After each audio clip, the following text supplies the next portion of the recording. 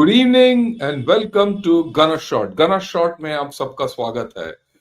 It's a pleasure to be back in from my own seat talking to all of you. I do hope both of you have seen those, I mean, all of you have seen those two small clips which I put out yesterday from Mao. Well, just to put things in perspective, I went to the Army War College for their annual Defense and Strategy seminar. It was a great discourse, interacted with a whole lot of top level and current and future army leadership of the armed forces.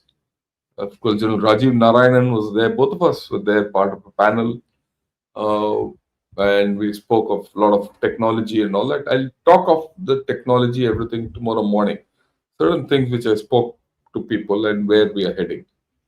And what's the feeling of people on ground and where so it's important for us to understand that story. That's it. But today going to talk of China's multi-front offensive. Before that, I want to talk. There are rumors, like Karthik says, of Imran Khan being dead. At this point of time, the only rumors. We don't know who spread them. A lot of blind spots in it. So let's hold our horses. If he's really dead, people will be out on the streets, right? And if he's really dead and people are not out on the streets, then you know what the Pakistan you're going to deal with. So let's see. Don't let's not be in a hurry. But today we're going to talk of this. Uh, I gave it a thought, a long thought actually.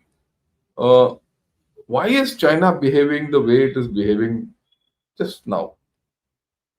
They've picked up a spat with Japan, which need not have been so violent. They picked up a spat now with India, which is going on a trajectory of its own. They've taken up issues with USA. The very unusual things are happening. So, what do you make sense out of this whole story? Well, the Japanese Prime Minister did say something.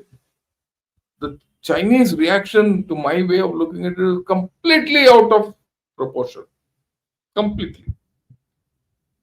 Okay, then this lady is going from London to, Japan. She's just transiting through Shanghai. She happens to be from Arunachal. I'm sure if this is not the first time she is doing it, I'm very sure. That's not come out, but I'm sure she is a professional. She is quite articulate. If you've heard her, and many of you would have heard her by now. Why does she get picked off a line and then made mocked, kept for that time, and then let go and all that? And now the reactions are coming pretty high. Why does this happen? Why does Xi Jinping give a call to Trump?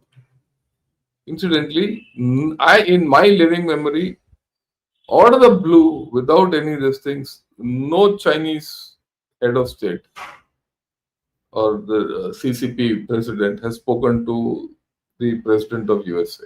The way it has happened. Normally, if there's a phone call, something comes behind. And then you see the way Taiwan has reacted and things are going against Taiwan. Then certain things started. Till yesterday night, I didn't get it, to be very honest.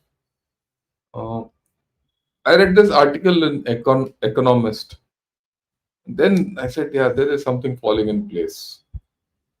And fairly by afternoon, I was very clear what's happening. What's China up to? Right. For example, Akshar wants to know, I want to know why China seeks to humiliate India for apparently no substantial benefit. This new provocation won't change any facts on the ground, but will surely sabotage economic relations. This is precisely what you have to understand. Let's be very clear in the India context. Not a single stone of Arunachal Pradesh will be given to China free of cost. They have to shed blood in huge dollops if something has to happen in Arunachal. Okay, I am being very blunt about it. People will die, and China won't be able to bear it if they want Zangan, as they call it. But yet they've chosen to take this head on. They started from somewhere and going somewhere. Where they start this program is not the issue. Where are they going is the issue. And that's what we're going to talk of. That's what we're going to talk of. I'm going to do rambling kind of a storytelling with facts. Because, what China does is all a story. And this story one has to understand. Who don't understand the story, you're out of the game. Okay, let's get going. This is article from Economist which says China will be tempted to shift geopolitically from defense to offense. As per this article, China has had a very good year this year, and I think so. In many respects, China has had a damn good year. Why? Because a lot of economies are going off haywire.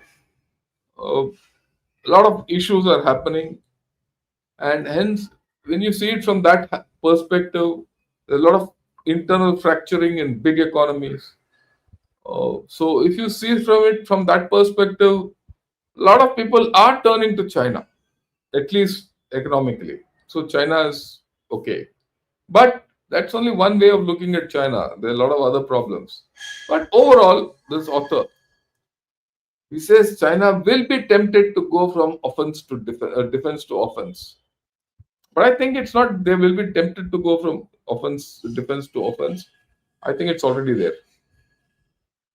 And it's playing a high stakes game. Actually, China has put forth a bold game at global dominance. You have to understand this. Whether it's spat with India, China, Japan, and uh, USA or USA.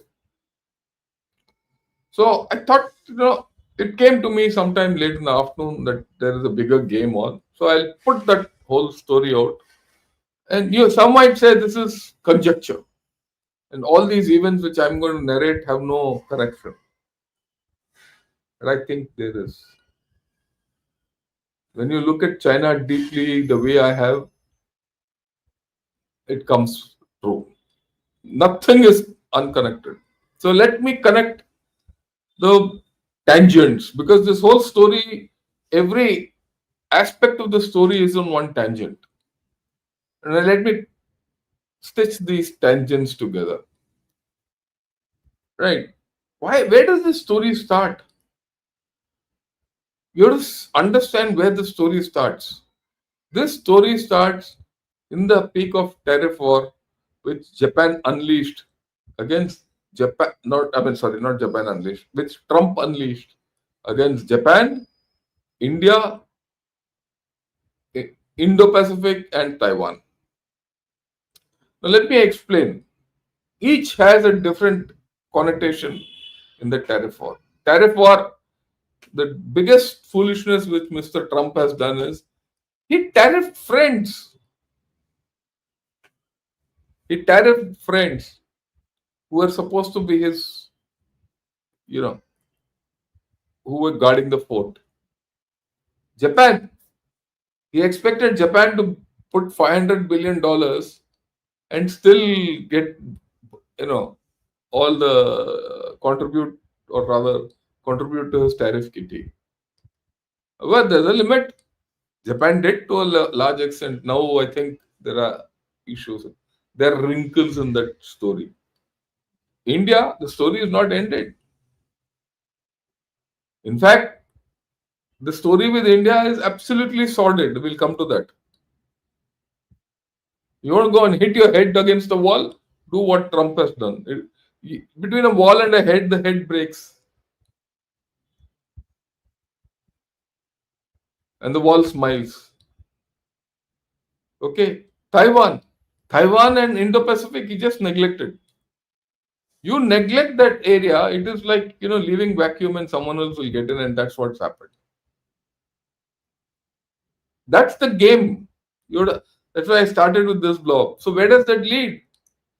So Xi Jinping saw his opportunity.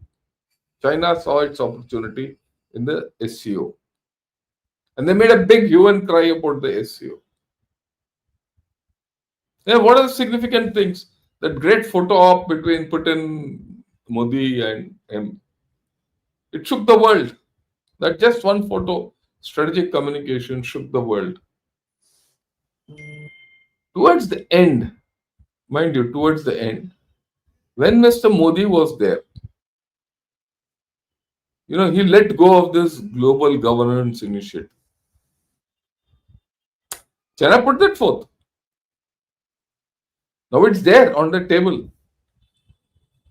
Everyone, a lot of people said, kya hai yaar ye?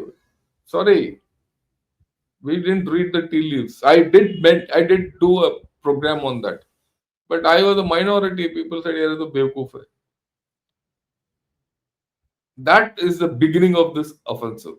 You have to go back to the roots. Then he did this military parade. And this military parade, thankfully, your prime minister was not there. But you found, the top billing was Vladimir Putin, Kim Jong Un, and Xi Jinping. Like that again caught people's imagination. Is there a connect between the two?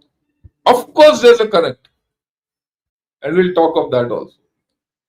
Oh, this was followed up by attempts to establish global governance. There are. And that was happening, US was abrogating its role and running away.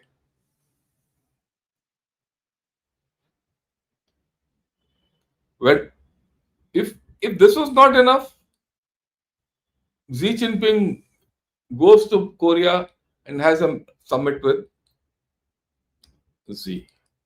What happens after that summit? Nothing. A tactical retreat by both.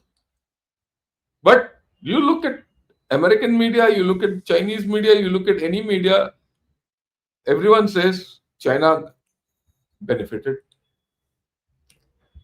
And after that, I think Xi Jinping understood this is my opportunity. This is China's opportunity. Who do I tackle? If I have to be dominant, if China has to be dominant, which are the ones which matter to me to make it dominant? You have to understand that. If you don't understand it, you're done. I mean, don't waste your time in this podcast. Go. There are 1,000 podcasts you talk nonsense. Go there and listen. USA, of course. Japan, India, Taiwan. For different reasons. And we'll talk of those in detail. This is only the precursor so far what I've spoken. So what does Xi Jinping seek with USA? Very clearly, he is establishing today G2 status with USA. He says, you and I will handle the post-war global order. Very significant. If you don't understand this, then he's taken up a sovereignty issue with India. Reaffirm the sovereignty issue with India so that we don't have big dreams. Okay? We don't have big dreams. So he's taken us back into the border. All our strategists will start barking. Oh, border, border, border, border. That's what he wants.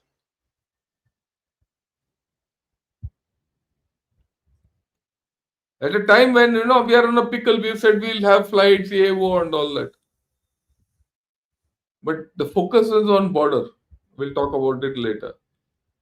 Then Japan, suppress it, bully it, and back it into a corner. And of course, Taiwan status he wants to alter. I mean, all four are on the plan. Remember, the largest economy, the third largest economy, and the fourth largest economy. You leave Germany out. Germany is an ailing economy. Okay, that's also there. Out of the five largest economies, Xi Jinping has taken on three economies. And he's not going to go military. Take it from me. He will not move his military. Without moving his military, diplomatically, economically, and politically, he is doing this story. We have to understand this. How you handle it is later, we'll come to that.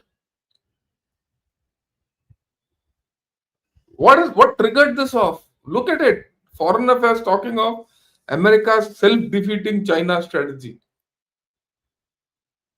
And this article was not far back, early this month. New soft power imbalance. China's cautious response to America's retreat. This cautious response was last sometime back. It's no more cautious. It's not caution thrown to winds. Very calculated surge which is happening. Incrementally, but very clearly. Unless we understand the larger issues, we will not get it. Now, look at where did the opportunity come for China to do all that? Till such time, India was deemed to be geopolitically strong. China could do nothing. The combined weight of India plus China, India plus USA. I've always said this. India plus USA will outmaneuver, outmuscle, out economy, out militarize China. China will not dare to talk. India was the economic alternative to China and Trump ended that. Period. People, that's the result what's happening today. He sees a divide. All his opponents are divided. So he is dealing with them individually along tangents which have no connect with each other. Someone might say, yeah, this fellow is an idiot talking like this. Well, the Chinese believe in this kind of a thing. He is going along this principle of winning without fighting.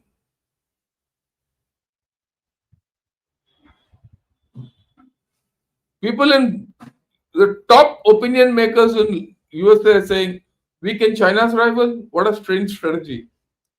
Well, it might be a strange strategy for everyone else, but for Xi Jinping, it's the best strategy, the best opening.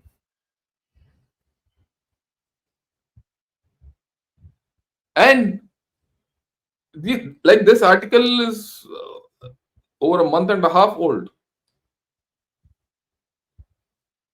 This comes then when Xi Jinping is meeting Trump in Busan around that time. So I'm sure all their thinkers would have seen these articles. This is the logic. They use that logic. Now, India is in a mess with China on a topic which is not connected with anything else, but the mess is there. That's the thing. You have to understand where it links. The link is in China. Anyway, we'll go to that. And what's more, Xi Jinping saw that Trump is pushing India towards China. What a great opportunity China got. The one country which China feared should not be on US side is now coming to his side. And it's adrift geopolitically. And this is the way they would have thought. They think ये तो गया. They have to go back China now to Russia. That is, India has to go back to Russia. Russia is in our grip, and not, Russia likes nothing better than RIC. Moment you get into RIC, let me put it very clearly: your balls are cut. You cut off, everything will go flying out. And Trump is helping them. So China gets a great flip. Whether RIC comes or not is irrelevant. But Trump neutered India the way China looks at it. Now you can handle India separately. No one will help India. And Trump did it by, if I were the Chinese, I would be very happy with what Asim Munir is doing. It's a dream run for China that Asim Munir went and sat in Trump's lap and ensured India was out of the Trump paradigm. Indra is adrift.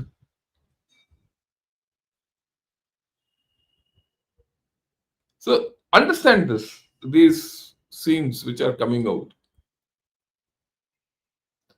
Now all this is happening, so China takes its opportunity during the SCO meet, fag end of the SCO meet, the last session. Here it comes, Global Governance Initiative. No one takes it seriously because the next day was a victory parade and all that.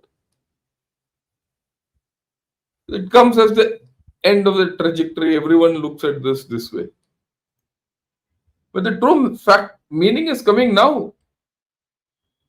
Everyone said it's beyond China to establish a global governance initiative. The reasons why, or Chinese economy is not doing well. It might be selling hell of a lot, no profit. I agree with it. I said so. Economy is weak. I said so. The military is in tatters. It can't fight a war. I agree. So what can Xi Jinping do? He wants to win without fighting. How does he do it? This is the way he does it. Just think what Xi Jinping is doing.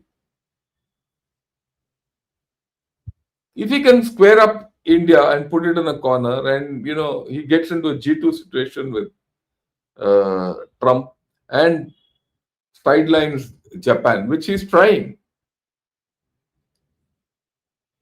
The day that happens, and he gets USA to agree that Taiwan is part of China, one China. End of story. The global perception about China will change completely. And with that change of global perception, certain things which have happened, which now fall into place, will start happening. The moment that happens, and maybe in about 4, 5, 10 years, slowly faith in USA goes off and coercive faith comes in favor of China. A certain amount of centrality of China in world affairs comes in. Bingo! Economy revived. Economy revived.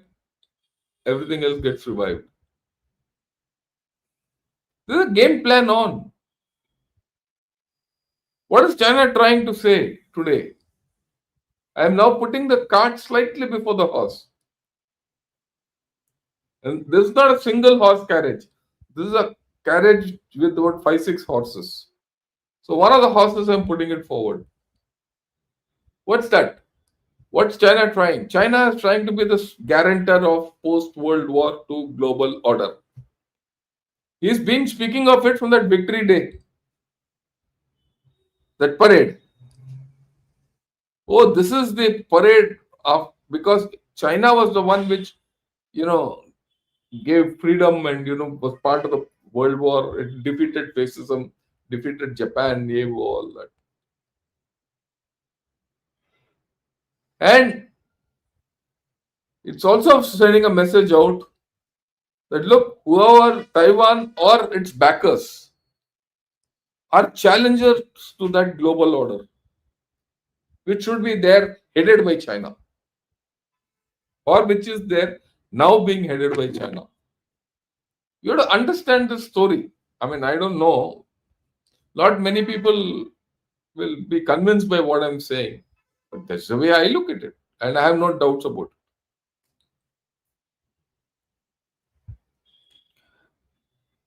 The problem with China has just increased manifold.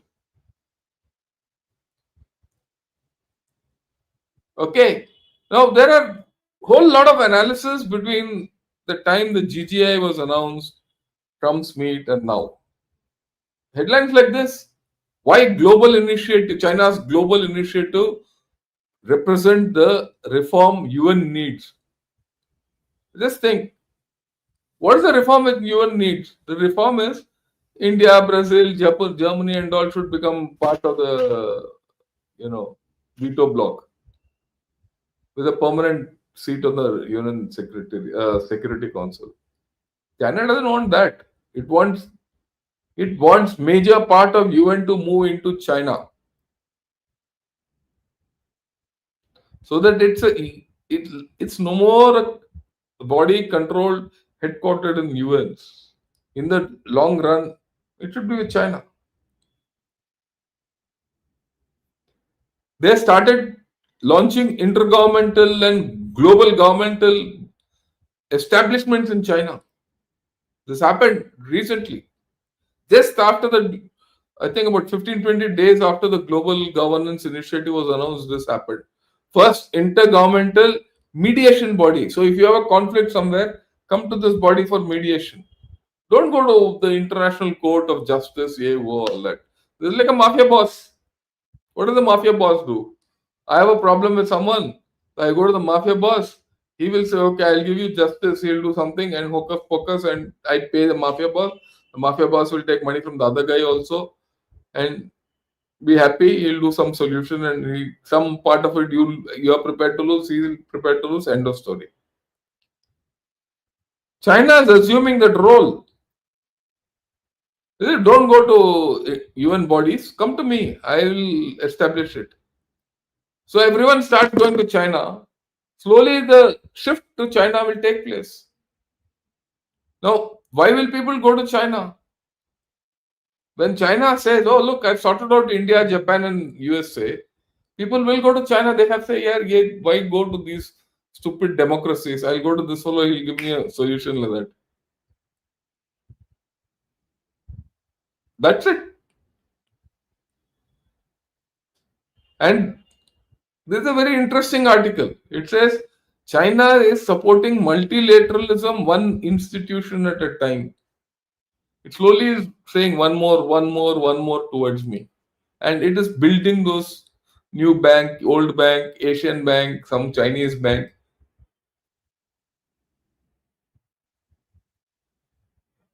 The shift is taking place, and we have to understand that.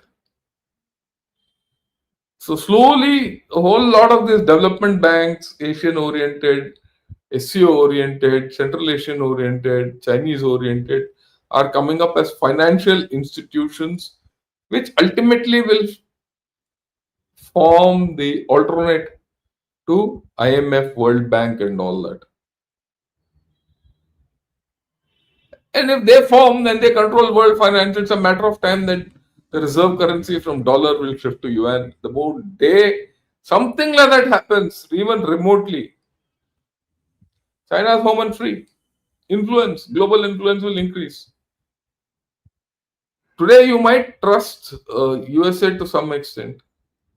Some extent, you do. Everyone has to trust USA for some extent, for whatever it is, whether you like it or not, because it's got the reserve currency of the world. Today, yuan can't become the reserve currency of the world because no one trusts China. But he will coerce you into trusting. You will have no option. And Trump is ensuring that Trump is slowly ensuring that US is not the option. If US is not the option, where do people go? People will go to China. And China is coercing people into getting to it.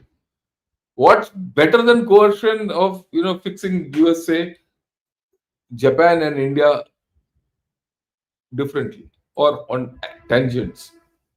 So this is that's you have to understand what I'm saying. Many of you might not be convinced by my logic, but this is it. Now China wants to impose their own standards,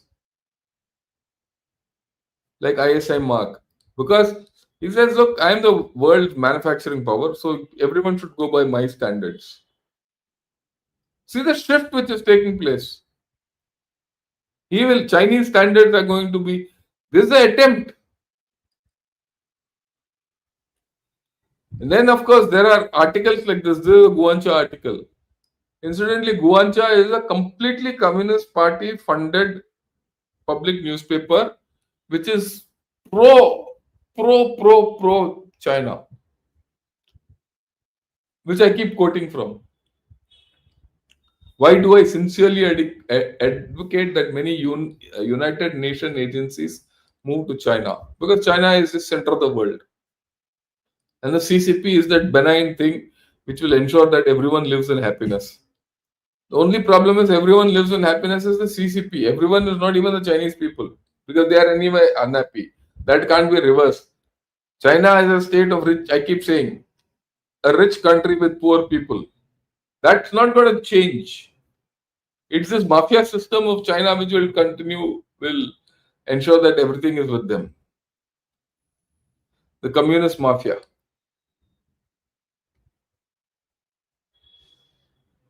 And this propaganda which is going on, please understand. Why am I talking of this propaganda? Look at what Global Times said after the SCO meet. That is when the GGI came. China's role as the main Eastern theater of World War II was decisively not in military terms, but in shaping the trajectory of world history. Today, that bugger is talking that, damn it. Understand this. Its endurance and sacrifice tied down the majority of Japanese forces. Ah, which history says so? Where did China ever fight in the Second World War? What did China sacrifice?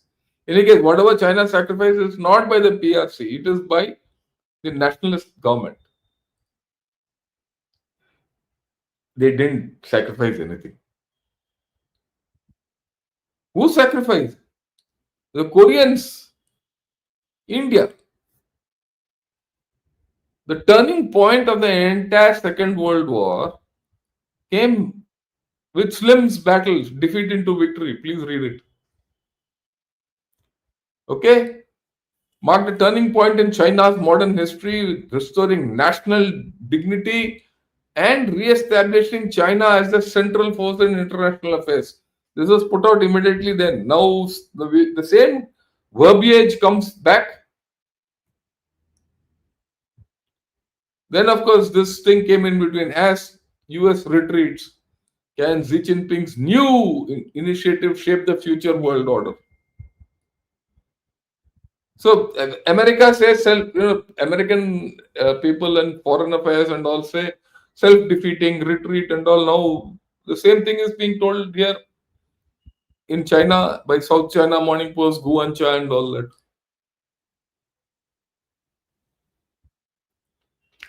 China is looking at a new world order. This spat with Japan, spat with India, they're all minor. We'll deal with them. We'll discuss them. Now, the next marker was this meet in Busan, where everyone says, oh, look, there was a standoff between USA and China, and there's a tactical pulling back. I agree, it was a tactical pulling back. But strategically, China gained. What did China gain? China gained opportunity. And China said, look, here is USA. It can't force our hand. We can force its hands through rare earths. And this won't change for the next 2 years, at least. What 2 years? And in the next 2 years, I should do something before I let go. I have to let go of my rare earth grip. That's only grip. And some semiconductors and you can use DeepSeek through all you want in China. Nothing will happen to everyone else. Okay. So he says, this, I have my opportunity. I need to do something about it. And Sanai Takeichi gives the opportunity now. And it goes.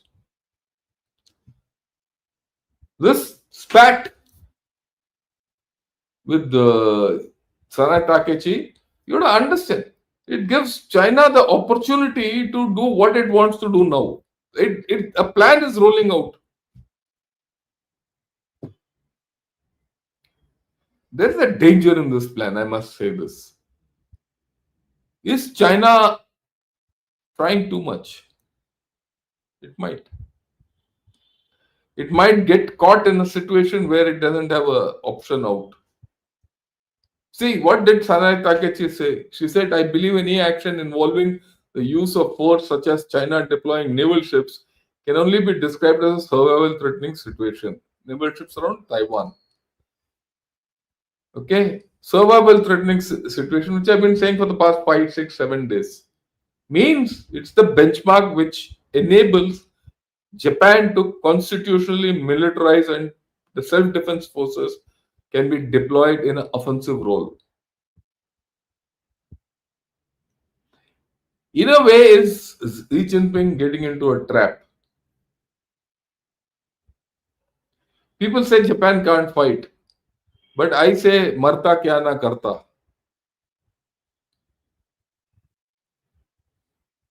Okay? So let's see how things go. But the fact is, we'll discuss how China's behavior with Japan, what it means.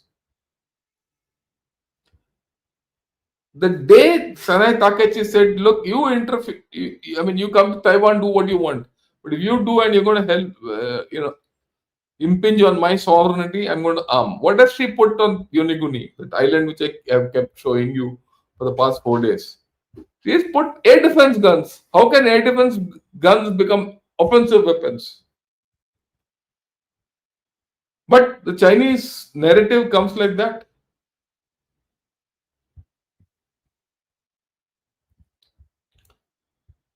Why?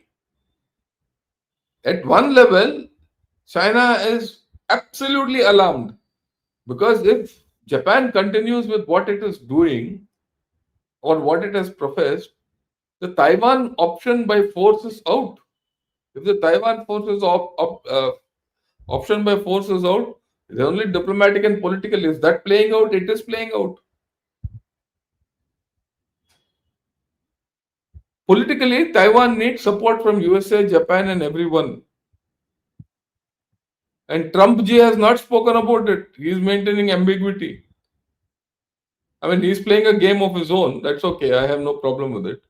And probably, to a certain extent, I agree with what he is saying. But the fact is, a lot of reaction of China is because of alarm. Right? Now, if China goes and blockades Taiwan, Yonaguni and that islands next to it will get affected, in which case Japan will react. At the moment Japan reacts, that blockade won't happen. And you can put the self-defense forces for offensive purposes. Thank you. End of story as far as Chinese deployment around Taiwan is concerned. Unaffordable for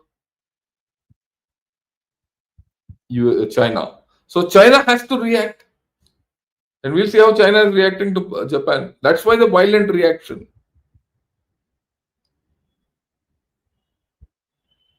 And every day that reaction is getting even more complicated.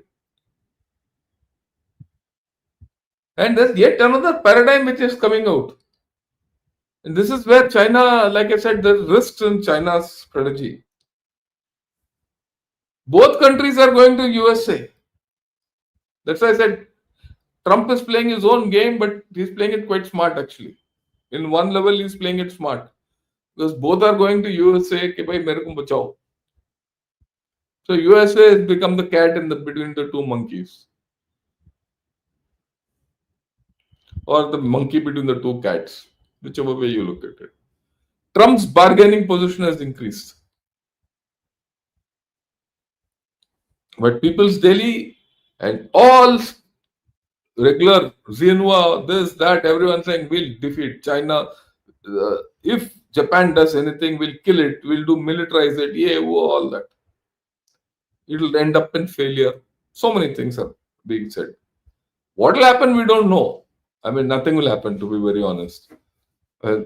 Militarily, I don't think this fellow will take a step forward, Xi Jinping. But he is doing everything how to win without fighting. I'm giving you the both sides of the story, the way it's coming out. Now, like I said yesterday, that's why the moment I heard the news, I said I must give a thing, and I gave a 10-minute clip out and put it out. And some of you have seen it, some of you not understood it. I thought for the first time, why is Xi Jinping speaking to Trump? The three issues spoken: trade, Taiwan, and Ukraine. There's a deal. Is it panic? Xi Jinping might have panicked. But is it a threat given? I think so. I think Xi Jinping has very clearly threatened Trump. Get off. Taiwan is mine. Don't interfere. Don't let Japan interfere. You do that, I will ensure nothing happens in Ukraine. So has Trump agreed to this deal that China will assist Trump in sorting out Ukraine? If that happens, then the pro quid quo is Trump helps China to take Taiwan. Has Trump reversed US policy completely? We don't know. The problem is we don't know. Though Trump's own tweet says nothing.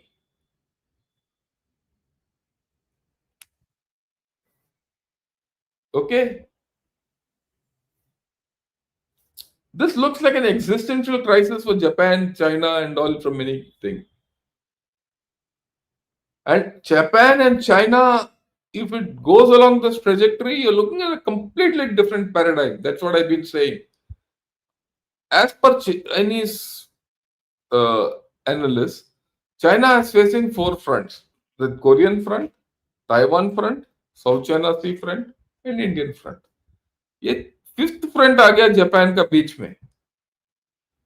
ये तो out of syllabus है. Japan is out of syllabus because China felt that Japan will never fight with it. There's no military confrontation between Japan and China in their syllabus. ये तो out of syllabus हो गया.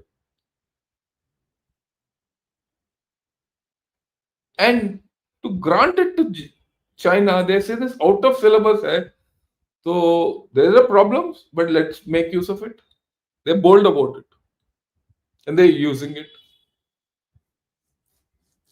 Okay.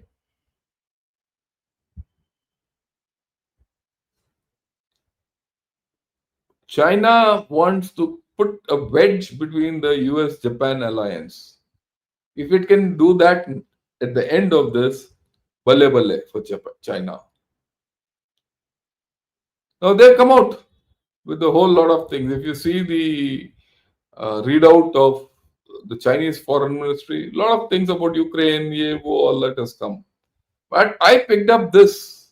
Yesterday also I showed this. This is a very important paragraph. It contains the whole story of what China is attempting. President Xi outlined China's principled position on Taiwan question. He underscored that Taiwan's return to China is an integral part of the post-war international order.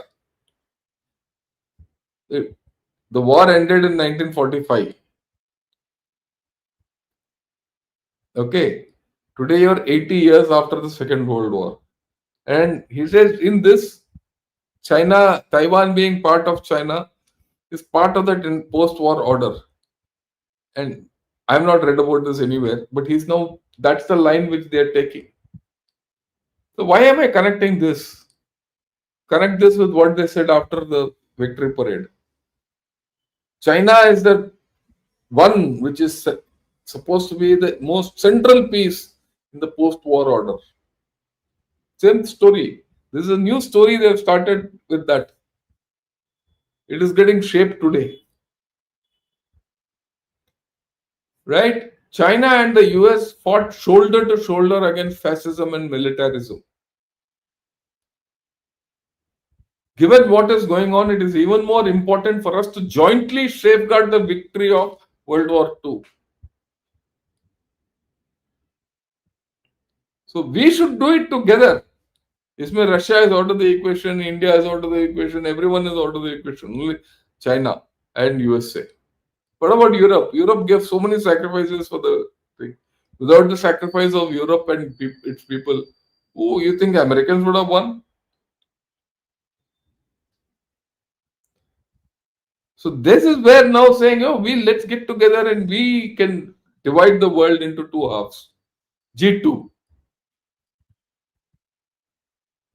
Out of the four blobs, this is the second blob which I'm talking of, or the first blob, G2 status. He's bidding for G2 status. And like I said, it was absolutely out of the blue that Xi Jinping called Trump up. Okay. But within China, that's not the narrative. The narrative is, why is Trump calling up Xi Jinping again? Which means Xi Jinping is the most important thing, and outside is, they're all trying to come to China and, seek uh, China's support. Why is he doing it? Naturally, they're building up a narrative for Chinese people to follow. And if the Chinese people support them, period, that's it. They'll go all out. If the Chinese people in China support this thinking that Trump spoke to Xi Jinping, it will go to the Chinese community all over the world. Everyone will say, oh, yeah, this is the way it is. That's the propaganda will take over. And soon you will find this coming out of Western press also. There's a narrative, there's a gray zone warfare going on and everything. And Sichuan Morning Post and Reuters and everyone has now said this headline. Xi Jinping has made it clear that Taiwan belongs to China in this post-war world order. He's told Trump. Why? Because China now believes that Trump will bend to this. The opportunity they see is Trump is vulnerable. He's got no bloody clue of strategy. Ye wo. How this will play out, we'll see. I mean, my own way of thinking is, if India, Japan, and USA get their act together, then we are on. Otherwise, we are stuck. This is the thing. Xi welcomed Russia, North Korea for the military parade in Tiananmen Square. And just a month later, Li Qiang went for a military parade in North Korea. Military exchange. Now, what you're seeing, you're looking at China, Russia, North Korea, ranged against Japan, South Korea, Taiwan. Now, those three are nuclear weapon states. These three are non-nuclear weapon states, South Korea, Japan, and Taiwan, and are dependent on US. Now, if USA is taken out of the scene, which is what which is what this fellow is trying, Xi Jinping. In G2, we are post-World War victors. We have to lay the thing, and they get US away from the Indo-Pacific. Thank you. End of story. There's a new Indo-Pacific theater, Asia Pacific dream will come through. The Chinese guys are presenting themselves as the guardians of the existing world order. And at some level, if they can do, we can get USA into the blue corner or the white corner and say you stay out of it, then they'll alter status quo by force. And China wants to do it. I mean, China is itching. Then there's the commentary coming from Japan. If China can bully Japan, it can bully anyone. And this is what all of us have to understand. And this is the part of the story they're trying it with India. We have to understand what's going on. If you don't understand, we'll talk only of India, China, and all that. Then, okay, I found this very interesting. What all already China has done against Japan? It's halted seafood imports. Okay, any concert by any Japanese performers has been cancelled in China. Flights to Japan have been cancelled. Tourists going to Japan have been cancelled. Students going to Japan have been cancelled. Warships have been sailing past. I've spoken about it. Uzumi Straits. 3 PLA warships have gone past. Right? And there's been increased Coast Guard activity between Taiwan and Yonaguni. That matter has gone to UN. All this has happened in the past 1 week.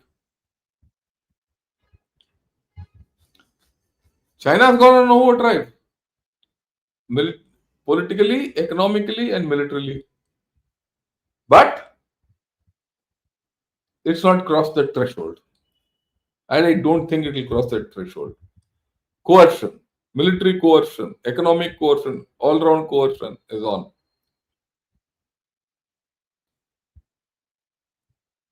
Just think, if Japan, which is protected by USA, can be coerced to do what China bids, then it will twist everyone's tail.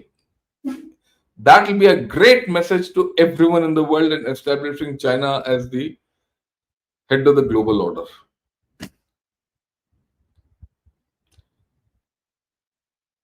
Right? This is the operative thing of this whole story today. The lesson Beijing wants others to absorb is clear. Stay silent on Taiwan, on Chinese expansionism from South and East China Sea, and to the Himalayas, and on human rights abuses. What China is trying to achieve is that no one should talk about what China is doing, whether it's Taiwan or on Japan or in South China Sea or in expansion within East China Sea, Himalayas, wherever. Himalayas against the expansion in Himalayas need not be into Arunachal Pradesh, but into Myanmar, but into Bhutan, but into Nepal. That's the most worrisome thing for me than getting locked with India and Bangladesh.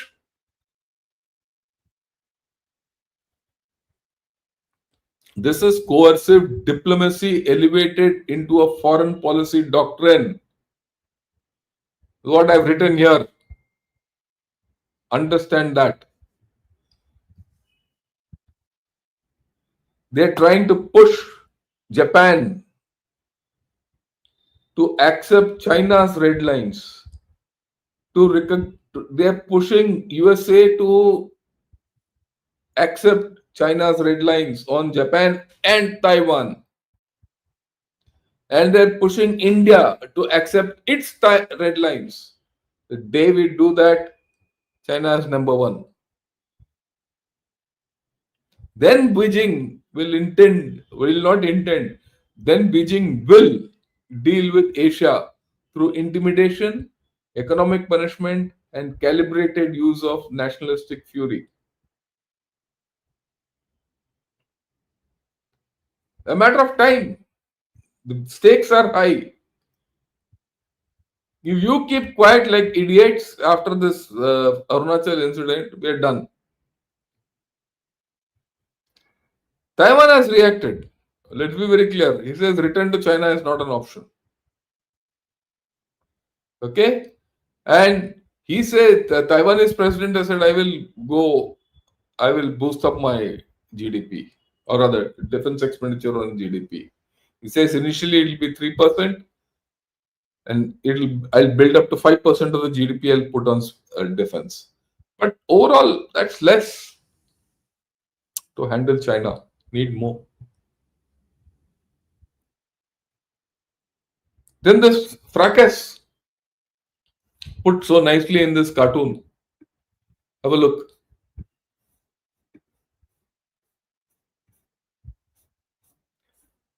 right? All this how Kem Tong Dok has been detained, not given food, not allowed consular access, on the premise that Arunachal is part of China and you are a Chinese. This girl doesn't know Chinese, and she's asked some very good questions. She said, "Look, if I'm Chinese, I don't know Chinese. Why? I don't want to know Chinese. I don't want to eat Chinese food. If you think I'm Chinese, give me my rights, which I don't have. You don't allow me. You don't allow me to travel on an Indian passport. You're not giving me a Chinese passport." All those things she's asked, but that's only nitpicking and small issues. You think the Chinese will bother? They're not bothered. They're doing it deliberately.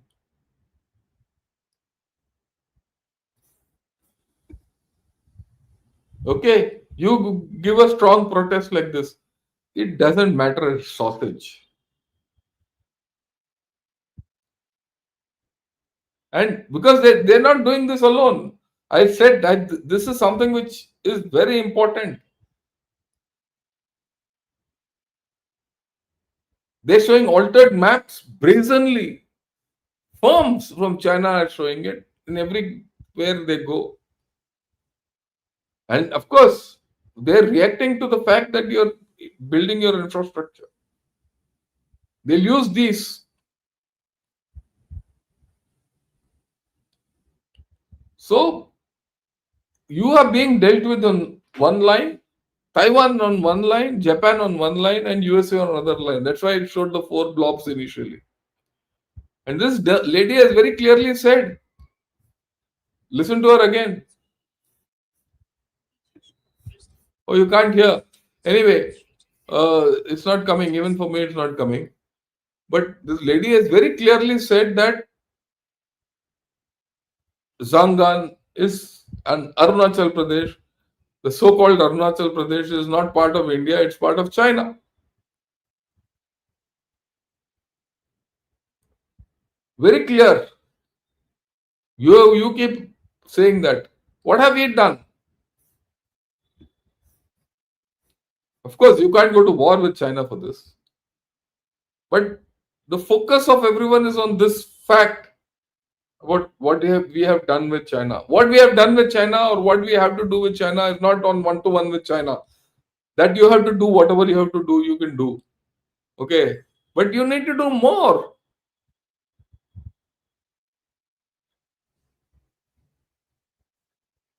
This normal protest and all won't take us long.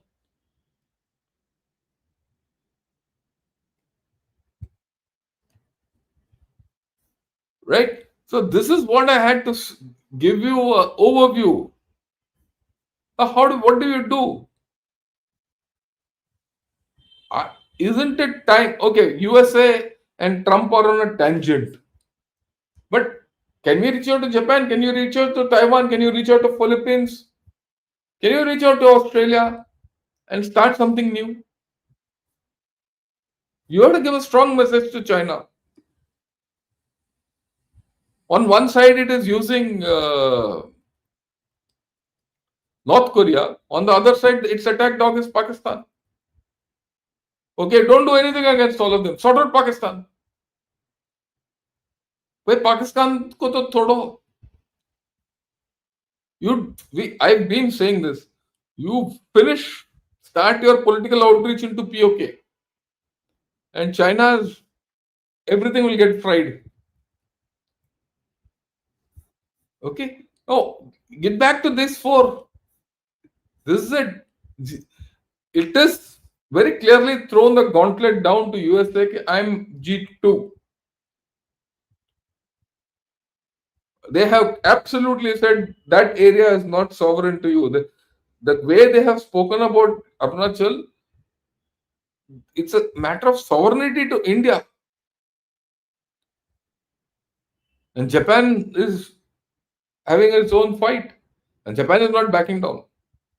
And Japan is quite strong about it. Hats off to that lady who said, "You like hell. If you come here, you think it doesn't affect me." So far, all Japanese have not made this statement.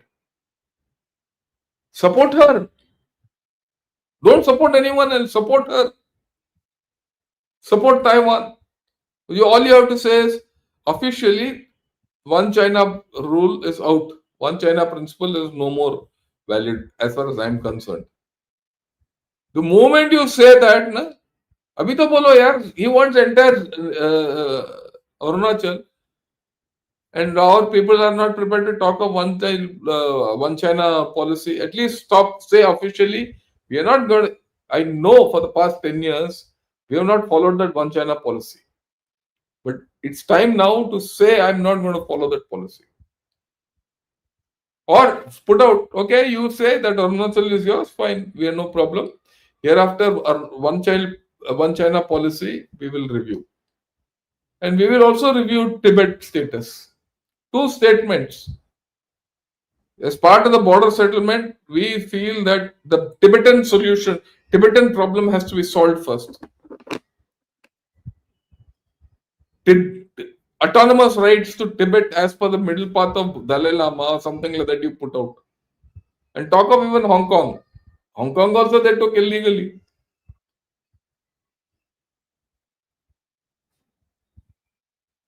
We have so many options. Why is our government not talking so far? Like I said, I have no problem. Don't talk. Don't talk against Pakistan. Start action. So I think there are a lot of things. I have put this to give you the overview. And there is a lobby. We should start writing in USA. Get people to think about what's happening, the larger perspective. I find it very depressing that our government is not doing enough on this. I'm being very honest, and I'll talk of it tomorrow, day after, whoever wants me to talk. This is the way I look at it. I don't know whether many of you might not even agree with what I'm speaking. China's got no option. Please understand why is China doing this? It's got no option. There are articles there and very well written articles and good analysis which says globalization is dead. Who was the biggest, uh, beneficiary of globalization? The biggest beneficiary of globalization was China. And China is going to get hit because no one, India is not going to back off and open up market for China, nor is US, nor is many countries. The fall guy is Europe. Can you go to Europe and tell them what nonsense are we talking?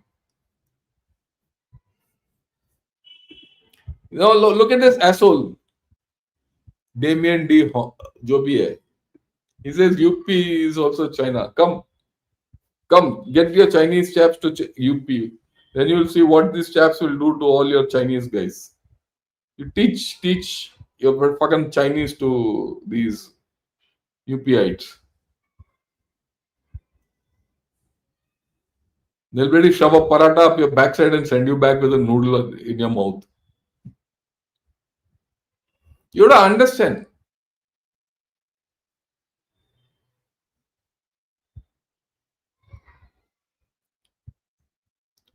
Right? So we have to do something different. How? There are so many options. There's so many options. Otherwise, we are in trouble. Let me be very honest about it. Putin is coming here. 6th December, Mr. Putin will be here. and they are dreaming of RIC. Tell that dream. I don't know. Putin or no Putin, we'll have good relations with Russia is one thing, but forget about RIC. Okay. So all this we have to put across.